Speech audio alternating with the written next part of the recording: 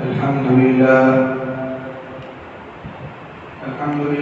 نحمده ونستعينه ونستغفره ونؤمن به ونتوكل عليه ونعوذ بالله من شرور أنفسنا ومن سيئات أعمالنا من يهده الله فلا مضل له ومن يضلل فلا هادي له ونشهد أن لا إله إلا الله وحده لا شريك له ونشهد أن سيدنا ونبينا ومولانا محمدا عبده ورسوله أما بعد فأعوذ بالله من الشيطان الرجيم بسم الله الرحمن الرحيم وعباد الرحمن الذين يمشون على الأرض هونا قال النبي صلى الله عليه وسلم من تواضع لله رفعه الله أو كما قال عليه الصلاة والسلام.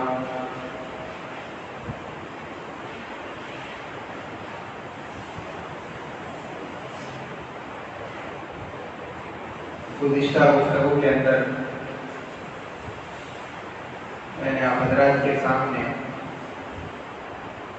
تواضع اور تکبر سے متعلق چند آیات، احادیث اور واقعات پیش کیے. جن اسباب سے تکبر پیدا ہوتا ہے اس کا تذکرہ کرنے سے پہلے اور اس کے علاج کا تذکرہ کرنے سے پہلے میں مناسب سمجھتا ہوں کہ آپ کے سامنے یہ بات ذکر کر دی جائے کہ تکبر کن کن لوگوں پر کیا جاتا ہے. ایک آدمی دوسرے آدمی پر تکبر کرے، صرف اسی کا نام تکبر نہیں بلکہ یہ تو تکبر کی ایک قسم ہے.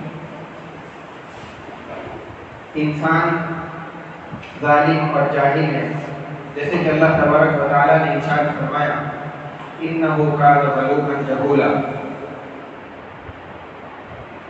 اسی جہالت کی بنیاد پر کبھی تو وہ اللہ تبارک و تعالیٰ پر تکبر کرنے لگتا ہے اور کبھی تو رسولوں پر تکبر کرنے لگتا ہے اور کبھی اللہ کی مخلوق پر، بندوں پر اور اپنے ہی جیسے انسانوں پر تکبر کرنے لگتا ہے. پہلی قسم ہے اللہ تبارک و تعالیٰ پر تکبر کرنا.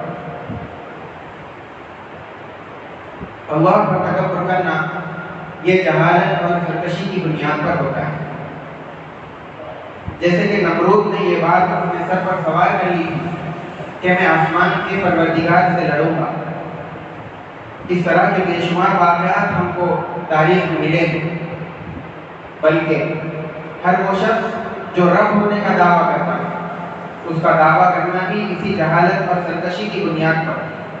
جیسے کہ فرعون نے رب ہونے کا دعویٰ کیا، اس کو اللہ کا بندہ کہلانے کے اندر شرم محسوس ہوئی، عار محسوس ہوئی اور اس نے اپنے آپ کو کہا کہ میں سب سے بڑا رب، سب سے بڑا پروردگار، ساری مخلوق میری پرستش کرے اور میرے سامنے جھکے.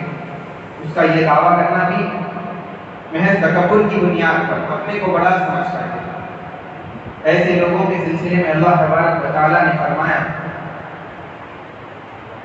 کہ جن کو یہ بات کہی جاتی ہے کہ تم میری عبادت کرو اور وہ لوگ تکبر کرتے ہیں،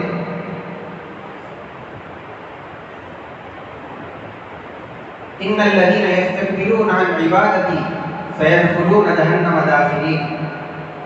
کہ جن کو یہ کہا جاتا ہے کہ تم میری عبادت کرو تو وہ تکبر کرنے لگتے ہیں، اس کا نتیجہ یہ ہوتا ہے کہ وہ ذلیل ہو کر جہنم کے اندر داخل ہو جائیں.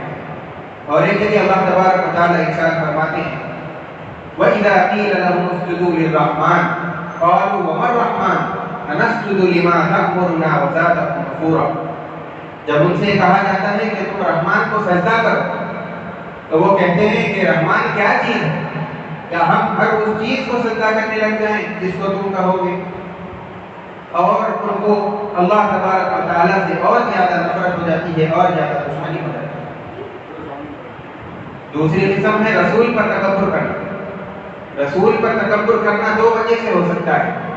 یا تو اس وجہ سے کہ اس نے رسالت اور نبوت کے مقام پر مرتبے میں غور و فکر ہی نہیں کیا، اس کو معلوم ہی نہیں کہ رسول کسے کہتے ہیں اور نبی کسے کہتے ہیں، جس کی وجہ سے وہ اپنے کو حق پر سمجھتا ہے، اپنے کو سچا سمجھتا ہے اور رسول کو چھوٹا سمجھتا ہے۔ اور دوسری وجہ یہ ہو سکتی ہے کہ آدمی نبوت اور رسالت کے مقام اور مرتبے میں غور و فکر تو کرے اور اس کو یہ بات سمجھ میں آ جائے کہ رسول حق ہے، اللہ کی طرف سے بھیجا ہوا ایک پیغمبر ہے، لیکن اس کے اندر کی جو انا ہوتی ہے، جو تکبر ہوتا ہے، وہ اس کو حق بات قبول کرنے پر آمادہ نہیں کرتا، اس کو قبول کرنے کی اجازت نہیں دیتا، جس کی وجہ سے وہ رسول کا انکار کر دیتا ہے۔ ہر زمانے کے اندر لوگوں نے رسولوں کو کئی باتیں، مختلف باتیں سنائی۔ بعض مقامات پر کافروں نے کہا انؤمن لبشر مثلنا، کیا ہم ہمارے ہی جیسے ایک انسان پر ایمان لے آئیں گے؟ یہ نہیں ہو سکتا۔ بعض نے کہا کہ اگر ہم ہمارے ہی جیسے انسان پر ایمان لے آئیں گے تو ہمارے لیے خسارہ اور نقصان ہوگا۔ اور بعض کفار یہ کہتے تھے کہ اگر اللہ تبارک و تعالی حق ہے، ایمان حق ہے اور دین حق ہے تو ہمارے پاس فرشتہ کیوں نہیں آتا؟ ہم اپنے رب کو کیوں نہیں دیکھ سکتے؟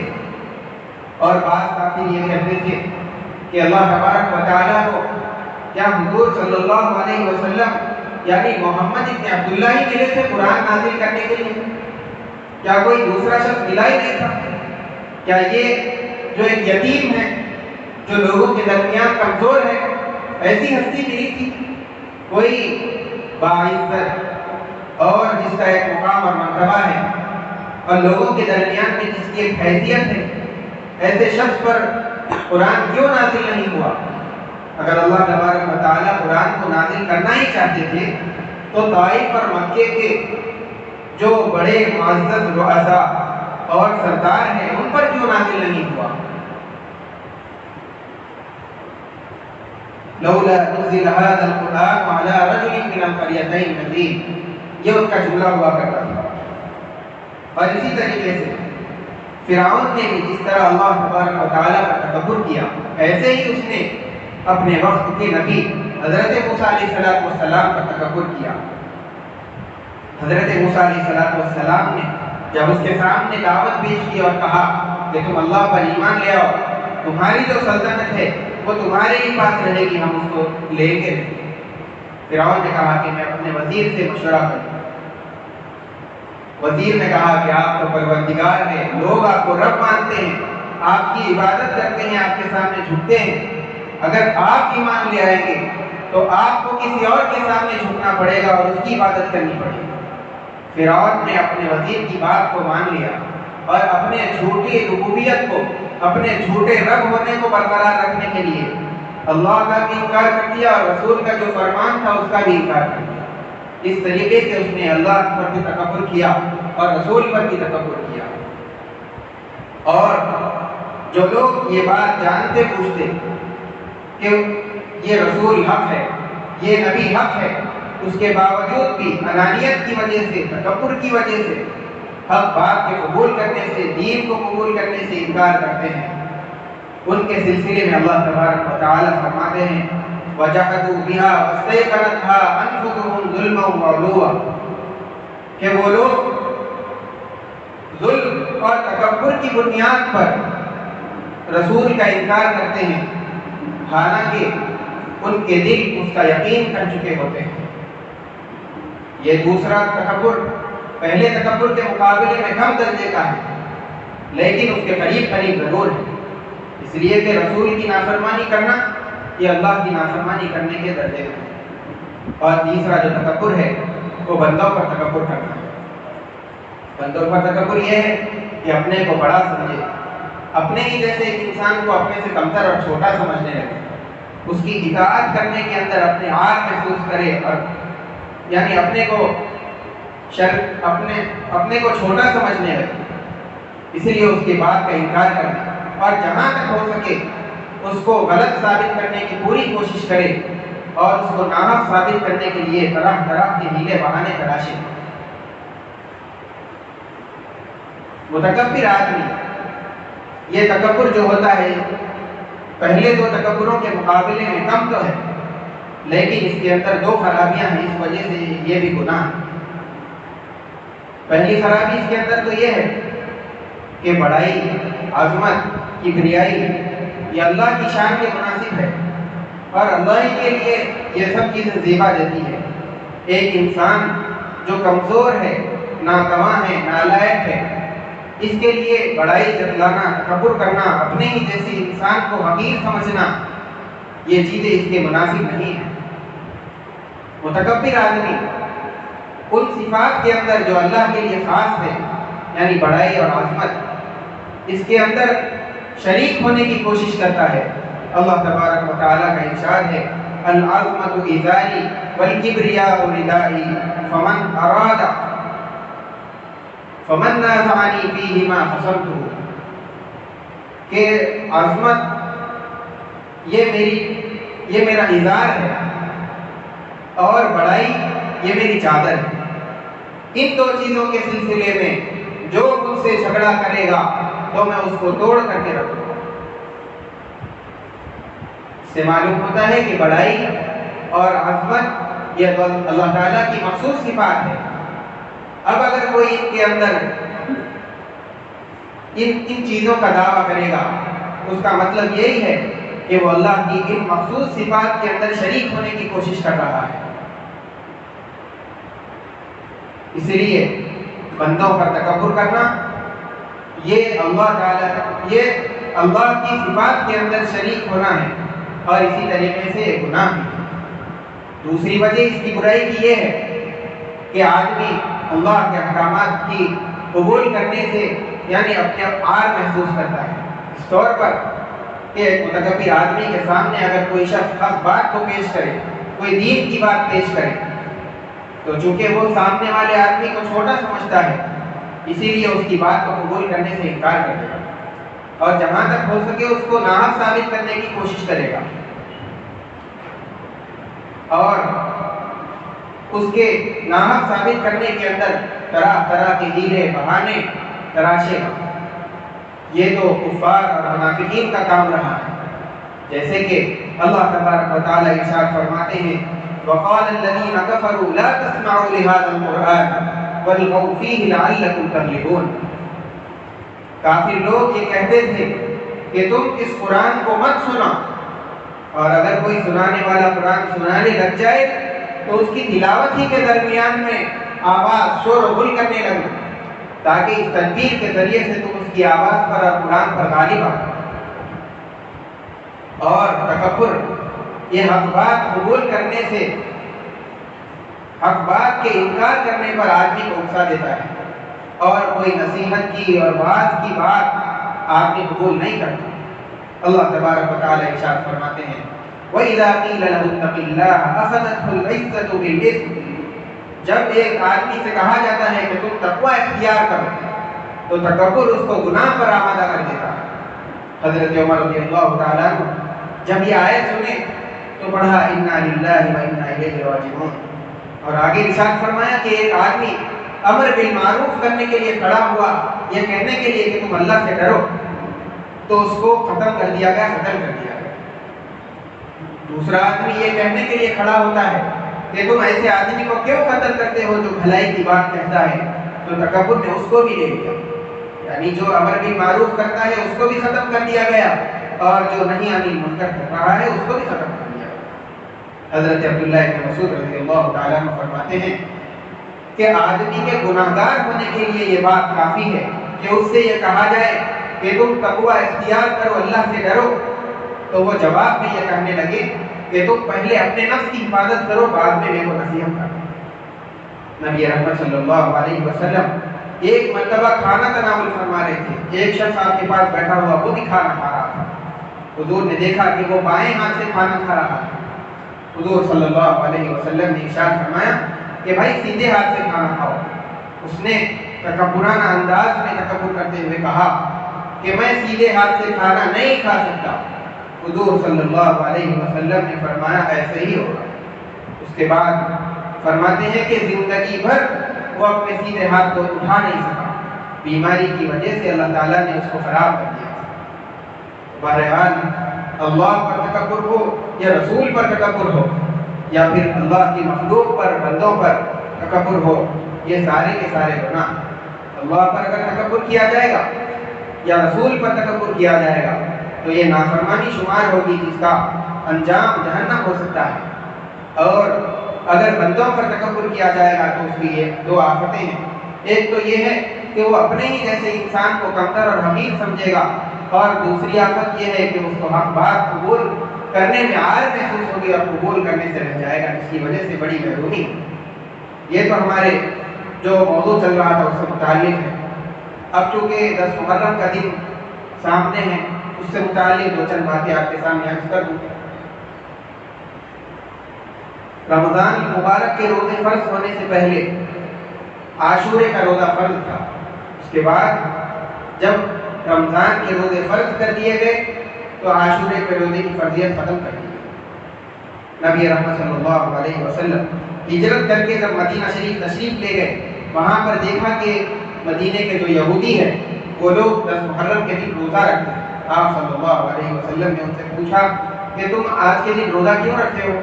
انہوں نے بتایا کہ اس دن اللہ تعالیٰ نے موسیٰ علیہ السلام کو اور بنی اسرائیل کو فرعون سے نجات دی تھی۔ اللہ کے نبی صلی اللہ علیہ وسلم نے فرمایا کہ موسیٰ علیہ السلام پر تو ہم بھی ایمان رکھتے ہیں اور آج کے دن روزہ رکھنے کے ہم زیادہ حقدار ہیں۔ بس اسی سال حضور صلی اللہ علیہ وسلم نے کہہ دیا کہ 10 محرم کے دن روزہ رکھنا ہے۔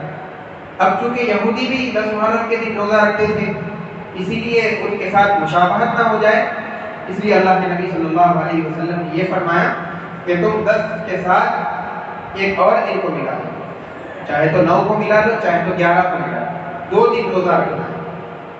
اس کے فضائل کے اندر یہ بات بتلائی کہ جو ان روزوں کو رکھے گا تو اس کے 1 سال کی گناہ کو معاف کر دیا جائے گا۔ اور اسی طریقے سے دوسرا عمل یہ ہے کہ اس دن اپنے دستر کو وسیع کرنا ہے، جہاں تک ہو سکے اچھا کھانا پکائے، خود بھی کھائے، گھر والوں کو بھی کھلائے، اور اگر کسی اڑوس پڑوس میں کوئی غریب رہتے ہیں، پڑوسی ہے، ان کے پاس بھی بھیج سکتے ہیں۔